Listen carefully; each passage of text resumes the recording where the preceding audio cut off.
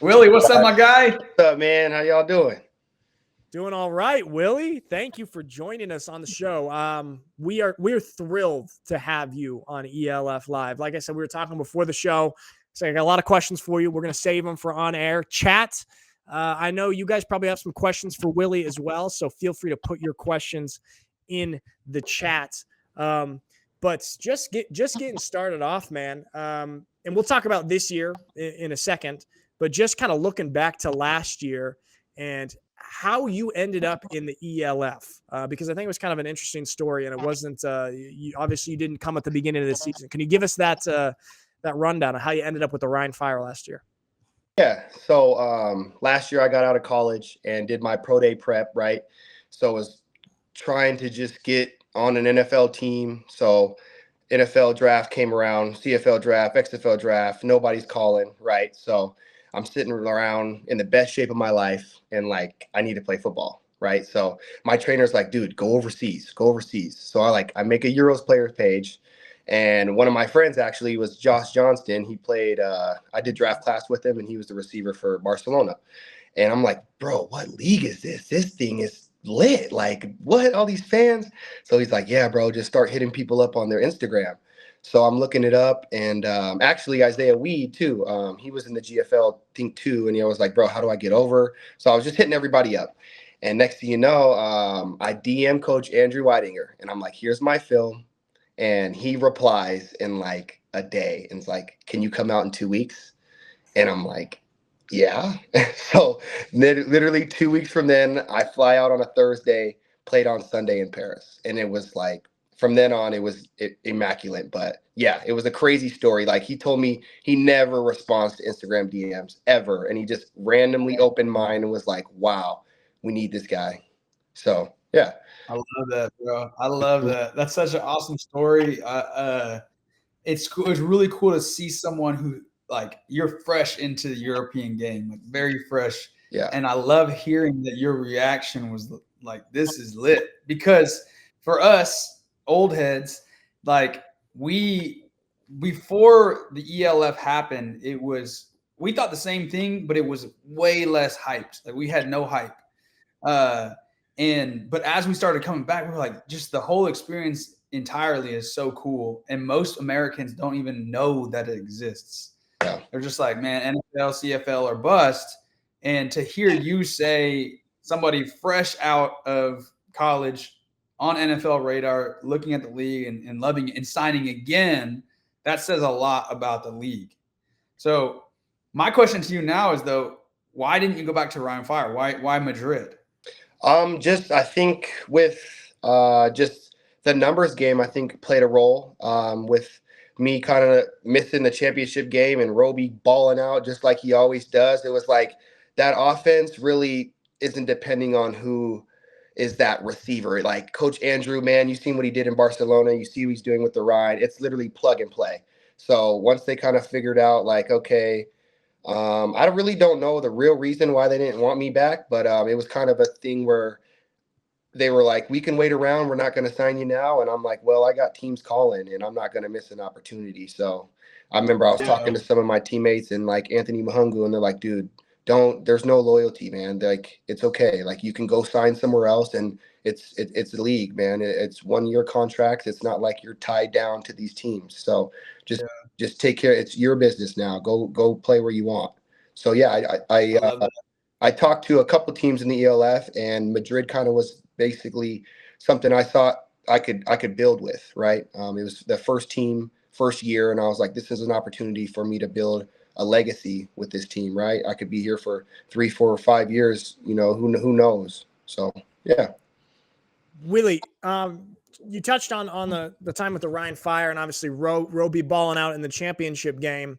But before that, you were balling out in the whole second half of the season. Obviously, Roby got injured, and that's when they needed to bring over a receiver. That's when you came over, and we described it in a previous show that you kind of stormed onto the scene of European football. It was like all of a sudden, whoa, this new receiver from Montana State is balling out immediately. Then, unfortunately, you got banged up and you had to miss the championship game. Can can you kind of walk us through your mentality and the headspace with an unfortunate situation like that? Because there is one thing I remember seeing you that day before we didn't even know each other. I remember seeing you though that day around the stadium on the sideline and videos of you and how hyped you were and how positive and great energy you were for the team. Even though one might think that you were personally in an unfortunate situation, not getting to play. Can you talk about your headspace in a situation like this? I think it just had to do with like my faith and my patience, right? I knew that God had a plan for me, right? I wasn't supposed to play in that game for some reason. So I knew that going in. And also, I broke both of my collarbones in college. So I've been an injured player that's had to show up for his teammates, right? So I knew I had to be the number one team player out there, right? And I knew my energy had to still be there like I was on the field. So that kind of led to me being the ultimate teammate that day. I knew my teammates needed me to be there, check in on them. Like I remember Roby was telling me like, hey, what are the coverages out there? Like, look for me. Like, I'm helping him out. I'm helping Jadrian out. I'm helping other guys out throughout the whole field, keeping everybody up. So I think it was really tough for me though, because I remember my parents came in for the semifinal game and then stayed the week after and watched the championship game. And my dad was like, man, this is the one you want to play in. I'm like, I know, Pops, I know this is the one. But it was like, you know what? They got to see this. And honestly, I've never won an outright championship in my entire life. So I've never been the guy that holds up the trophy at the end and said, I'm the one. I've done league championships and that, but like the outright one, that one was so special. So I was like, this is my only chance to get it. Like, let's be the best teammate I can. Willie, you're in Spain now, correct? You're already there? Yeah, sí, señor. There we go. Right. ¿Hablas español? Yeah, un poquito. I'm out. All right, we'll stick to English. That's it. That's all I know. Talk to me about what your experience with Madrid has been so far. I know my assumption, now I don't know, this is me just taking a guess, but my assumption is that the Rhein Fire has a lot more just resources than Madrid. But I don't know. It's a startup. Yeah. How has that been so far?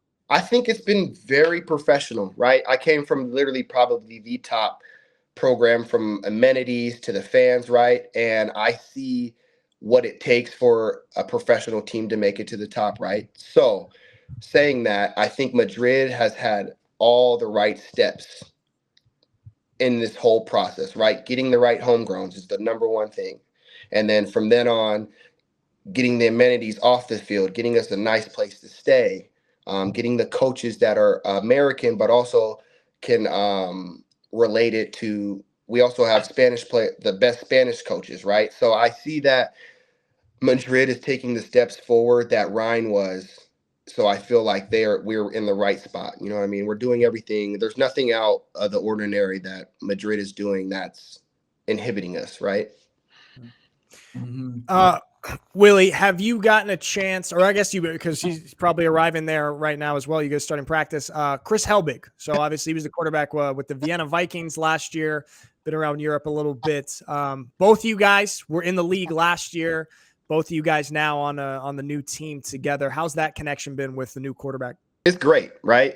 He's came from a championship program, and I've came from a championship program. So we kind of know how to practice, what things are going to look like, right? Everybody's like, how you guys are going to look? We're like, we don't know until the first game, right? You have your practice All-Americans, and you have people that show up on game day. So we're constantly trying to push discipline, being in the right spot at the right time, and just making sure that we do the steps that we know from our past experiences in Europe, so we can kind of build the magic potion, right? I guess you could say. Mm-hmm. So that's exciting, man. Well, tell me what has been your favorite part about living in Spain so far? I would say just being. So I feel like Germany was a little bit more Americanized with the way they speak English, right? So being just thrown into here, and it's like, I got to learn some Spanish, bruh. Like there's no other way to get around. Like they don't know me. Like they don't know exactly what I'm saying. I have to get my Google Translate out. So it's like getting me out my comfort zone and being able to dive into their culture, dive into the way they say things, certain things, what to say, not to say. So yeah, I think that's probably the funnest part, is being completely different Europe experience, right? Yeah. Yeah. Yeah. That's That's awesome, bro. I that's love that. totally different, man. Germany to Spain. I mean, no offense to Dusseldorf, but I do think Madrid is probably a little bit more of a exciting city to live in. Willie, could you tell us a little bit about kind of the, I mean, you touched on it, but the off-season process? You said you talked to some other ELF teams. Yes. Were you close to, or like actually seriously interested in other ELF teams, or did Madrid just totally stand out? Like, okay, this is my spot for sure. Yeah, I had about 2 or 3 other teams, and I kept telling them, and my mistake probably was like, I'm going to wait for Rhine Fire. They haven't got back to me. You know, we were on a big, basically bender where I couldn't get a hold of the coaches. They couldn't get a hold of me. We were all just like partying, I guess. So next thing you know, I called the teams back like, okay, Rhine Fire told me that they might be going different ways. Is my offer still there? And they're like, no, we signed somebody else. So I'm like, oh no. So like I get on the horn. I hit a couple different teammates and former teammates, and that's when I hit up Madrid, and I was like, Alejandro, hey, tell him I'm good. Tell him I can return some punts now. And he's like, I got you, bro. And next thing you know, a day later, they call me, and it sounded they sold me. So that was kind of how I got there. But yeah, I definitely had a couple ELF teams saying, hey, what's Ryan doing? They signing you back? And I'm like, I don't know. So yeah. Yeah, I totally feel that. I was in that position a couple times in my career, and I saw in the chat somebody had asked like any advice that you'd have for people who are looking to come play, and that's like what you're describing right there is basically it. You know, even though the league is less like overall, it's a lower league than in the States. There's only a few roster spots for Americans on each team. So those roster spots fill up quick, and so you kind of just got to do exactly what you did, which is I've already played out here. I'm just gonna hit up some teams, and you don't have time to wait forever. Right. You don't have time to wait. In fact, that's kind of what happened with me in Munich. Last year I was talking with Munich for a while, and they're like, can you just wait how long can you wait? And eventually. I basically said, well, I'm trying to get back over there, so I'm going to take this offer to Switzerland because I don't want to get left out at the very end, you know? And so, and here's what's crazy, Nick. This is for you, Nick. Isn't it crazy that you got a receiver on the best team, championship team, who did really well, and he's having to like actually fight for a spot these days? That in the past, you're not letting go of you.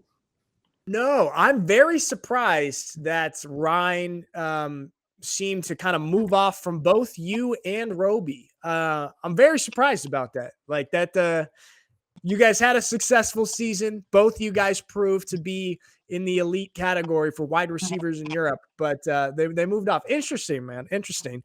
But you got a good new setup now. Willie, how are you feeling about the Bravos this season? I mean, you guys obviously in the Western Conference, you're going to be playing your former team, the Rhine Fire. Yeah. But how's the team shaping up in your opinion? I think they're great, honestly. We've got the best. So when the Madrid Bravos announced they were a team, all of the kids. So there's these two Spanish teams in Madrid, the Black Demons and the Osos, and they're the top teams out of the whole Spanish league. So we got every best player from those teams to come play on our team, right? So that's kind of the reasoning. I feel like we are in a great shape because we have guys coming from this. They're already in their Spanish league and already played maybe on Barcelona or somewhere else, right? We have Mario Flores that played in Austria, certain guys, right? I feel like we've pulled all the best Spanish players we can possibly get. And what I known when I went to Rhine was it's your homegrowns that win you these games, right? It's how you can get these homegrowns to stay with you and you can build it around, right? You only get 4 Americans. You got freaking 40 other players that need to be from that area. So I feel like us grabbing the best Spanish players allows us to have a great opportunity to compete with these teams, especially in the Western Conference. It's kind of crazy how they've thrown us in that conference, but hey, I love to go play in Duisburg another time. I love that place. Dang, bro. That's a really good point, man. You know, That's a really good point. I didn't think about the fact that Madrid had two teams in that league, and I saw somebody in the chat saying that those two teams in Madrid are in the Spanish final. Yeah, so they play this Saturday. They play this Saturday. That's damn crazy. Yeah, so it's been a little. Our first couple practices, it's like these guys are still playing for a chip, right? So it's like we'll kind of lean in a little bit with these guys, but then by next week, it's hey, everybody's here, no conflicts. It's ELF time. You know, are you going to that game on Saturday? Oh yeah, me and Luke. That'll be Shout out awesome. Luke. Me and Luke gonna be in there going crazy. There we go.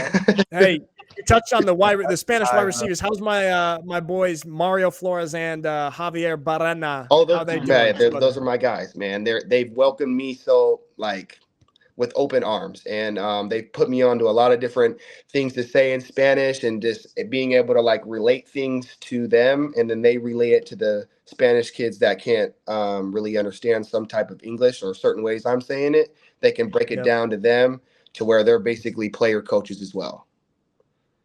So great to have those guys that have kind of been around and can kind of, they've had a bunch of experience with Americans, and they can kind of help adapt to that kind of stuff. Silas, isn't it crazy how many like people in this league that we played with and we know and are all connected with? It's wild, man. Mm-hmm. Yeah, all the players over the last 7-8 years that were import, because we played in Germany, so all the best players went to Germany to play, and now when this league formed, they all went back to their home countries, and so it's cool to see how those players who were in the GFL a few years ago are now shining in their own country. I love to see that. Willie, I'm super excited. You've moved Madrid up on my ladder. I know that Nick had you guys as like overrated last couple weeks ago. So yeah, I had him underrated. I had him underrated, bro. I had the opposite. You're right. That was Frankfurt. You had Frankfurt overrated. Might be. I had Frankfurt. Hey, Willie, I said you're underrated, bro. Okay, cool. I think you guys are gonna surprise some people. Cool. I'll let you live on that one, but this former receiver ranking will not even. We'll leave that. We'll leave that for. Hey, we got to revisit that after this interview. We got to revisit that, bro. Willie, I left you completely off it. It's okay. Leave me off it. It's okay. Okay. Willie, we just did that just to light a fire. We know your abilities. Hey, you're gonna be at the top of the list at the end. It's already of the screenshotted. Right? It's my home screen now. So you got our faces on there with the every day. Every day I see it. Yep. I'm like, hey, bro. Before I let you go, man, I do want to talk to you a little bit about you as a player, your game. How would you describe yourself as a wide receiver? I would say lightning in a bottle. It's kind of cliche, but I can score at any moment, right? And then that special teams aspect is very huge because I feel like in the ELF, some teams don't take special teams as serious. And I feel like that's how you can change the game, right? That's opportunities for you to blow up in a game or come back, right? So being able to score at any point on the field offensively, and then now you got to turn around and punt it to me or kick it to me. That's kind of a whole different aspect as well. Okay, see, all right. I'm going to I put you in my athlete column, all right? You and Jarvis both are in my athlete. That's why you weren't on wide I can throw it. All right. So look it up. High school QB. Same. All state. Hey, and listen, to me, the athlete ranking is actually a higher ranking than both the receiver and the running back ranking. Mm-hmm. True. I've always been athlete. So yeah, I'm with you, Silas. Obviously, I'm with you, Silas. We can do it all, right? There you go. Look at you, offensive athletes. I love it. There we go. Hey, man, we really appreciate you coming on today, for sure. And we'll definitely check in with you later on in the season because I really want to hear more of the behind the scenes once you guys get going. Yeah, I've been wanting to come on here for a while because my dad watches this show religiously. So I was like, shout out Pops, man. Shout out to your dad. Coach Pat. That's Coach Pat, man. Shout him out. He loves it. Coach Pat. He loves this show. He's like, when you going to be on it? I told him I was going to be on it 2 weeks ago. He's like, okay, cool. But then I'm like, we had some conflict. So now I was like, I'm going to shout my Pops out. So, shout out Pops, man. I miss you. Shout out Coach Pat. love There that. we go. Your son's about to tear it up this year in the Yeah. ELF. All right, Willie. Thanks a lot, brother. Hey, and you keep looking at those screenshots of mine and Silas's stupid Yes, sir. list. Motivation. That's all it is. We'll see you at the end of I the appreciate you guys for this, man. It's the wrong list. For Wrong sure. list. That's Hey, not the list. you guys have no idea how you're building this league behind the scenes, right? This thing is, it's Thanks, huge. brother. I feel like from the point that I'm now, when I first got here to now, it's like, phew, right? Everybody wants it. I got people hitting me from the States like, hey, Willie, how'd you get to the ELF? I'm like, dude, it's cutthroat. It's cutthroat, man. There's only 4 spots. It's not like it's not what you think. So, right? It is cutthroat, Mhm. man. Awesome, Appreciate it, Willie. guys. Thanks so much. Yeah, have a brother. good one. Absolute pleasure. Yeah, man. See you Take later, care, man. brother.